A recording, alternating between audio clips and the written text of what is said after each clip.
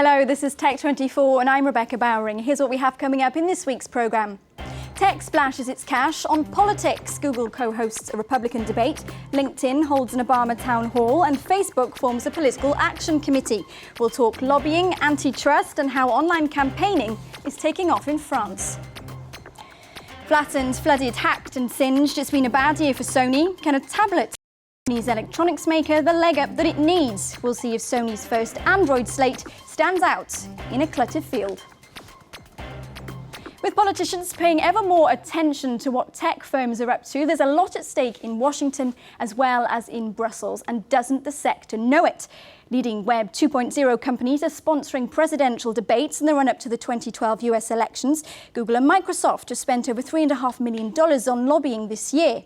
Another big spender, Facebook, launched a political action committee to give financial backing to, quote, candidates who share our goals of promoting the value of innovation to our economy. To look more closely at social media's growing influence on the political sphere, Eric Olander joins me in the studio. Thanks for being with us, Eric. So why do these tech firms want to, in inverted commas, friend politicians? Well, this is shaping up to be a landmark year for the intersection of technology and politics. Let's look at the three major entities that are at play here. One, the people, you and I. We're going online more and more for our political information, to connect with politicians, to connect with key issues. We're seeing that not only in the West, but also obviously in North Africa. We're seeing it now in the United States with the Occupy Wall Street, which is part a social movement and part an online movement. So people are getting their information from the web more and more. The politicians are recognizing this, and they're diverting more and more of their spend, more and more of their money from television and traditional media into new media. So that's another big part of it. And then we're seeing the tech companies themselves reorient themselves around a far more intense legal system. So privacy questions in the United States and in Europe are dagging Google and also Facebook. So you're seeing them now, as you said, spend a lot more money on trying to shape the laws in their favor. Yeah. More tech companies are getting involved in the lobbying space. They're also trying to get a bigger share of this political ad money that's coming into the space. And in the United States in particular, we're talking in the billions of dollars. And this week we saw Eric Schmidt of Google before a judiciary committee looking at antitrust issues, for example. Can lobbying help to prevent governments from being too interventionist in company practice? Lobbying is critical here. And one of the things we saw in the UK riots was this discrepancy between how the political elites and the legal system was out of sync with where the technology was. And this is what we saw with the whole BlackBerry fiasco that happened in the UK. You're also seeing this in the European Union and in the United States, where the laws and the abilities of the technology and the abilities of the people to use that technology are not in sync. The tech companies want to try and push that in their favor, and that usually requires, well, money.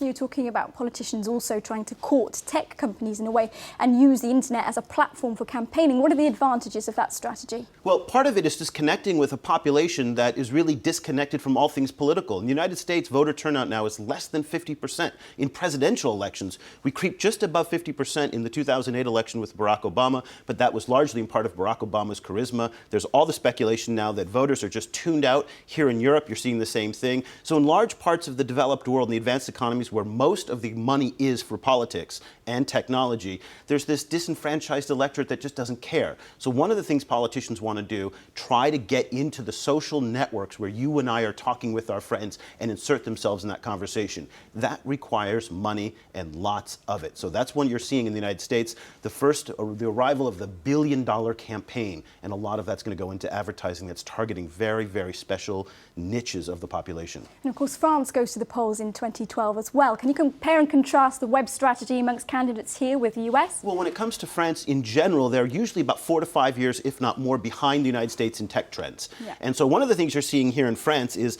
most of the major candidates like Martine Aubry and François Hollande and some of the other big candidates are just starting out on Twitter. And this is something that happened back in 2004 with the Howard Dean campaign in the United States. So it's really interesting to observe the first initial steps that they're taking, and you can see how truly awkward some of them are. They're not tweeting regularly. Their Facebook pages aren't kept up regularly. However, that's on the individual side. On the party side, the socialists and the UMP, for example, have very, very sophisticated social media network operations going on. So they're quite advanced and at the level of what you're seeing in the United States. But on the individual candidate, they're still far behind. Maybe you can go and give Martine Aubry a helping hand, Eric. Stay with us, Test24 next.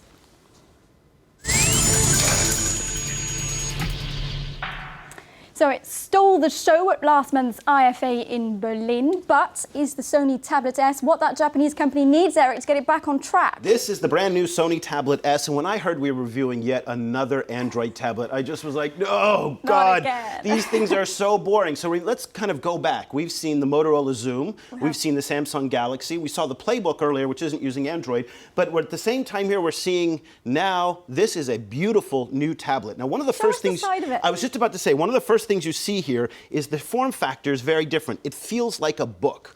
And is it ergonomic? It is a little bit ergonomic. Now, your first instinct is to try and pull this, you know, have a flap, almost like the iPad cover. It doesn't. So, but it sits rather nicely in your hand, whether you're looking at it horizontal or vertical. Let's go through a couple of the plus features on this before we get to the negatives. Okay. Plus features is this ties into a lot of Sony's properties. So it ties into their PlayStation network. It ties into their movie network, the Sony Entertainment Network. Which of course was hacked. Which of course was hacked, but they're back online now. Yeah. So a lot of the features here are tied into Sony products. Sony has some very good properties, again, such as PlayStation, such as their movies, their music, their book reader is also on here. And that's a trend we're starting to see, isn't it? And that's one of the key trends, is that you're looking at a tablet not for the technology of the tablet, but for the networks that it's tied into. So Apple is tied into iTunes. Obviously, that's where you get your content from. Last week, we saw the arrival of the Kindle Fire. That's tied into Amazon's network. And now we're seeing Sony's tied into its vast network of movies, video games, and libraries of, you know, all sorts of various content.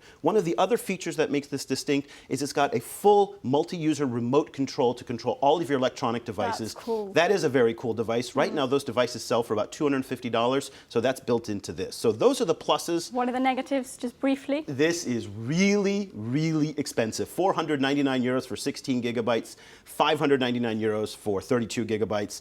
I just don't understand why people would pay that much money for a tablet like this when you can get an iPad. Again, if you love premium Android, this is probably the way to go, but it still feels very, very expensive. Or equally, you could get an Amazon Kindle Fire for under half the price. That's exactly it, for $199. So that's on the bottom end, but on the premium side, this is still very expensive, so people have to make a choice whether to put 500 euros down for a tablet they know is great, the iPad, and for one that is emerging, which is the Android platform. Thank you so much for all your expertise, Eric, and thank you to you for watching this edition of Tech24. Continue the conversation on our social networks, of course. The details are appearing on your screen right now.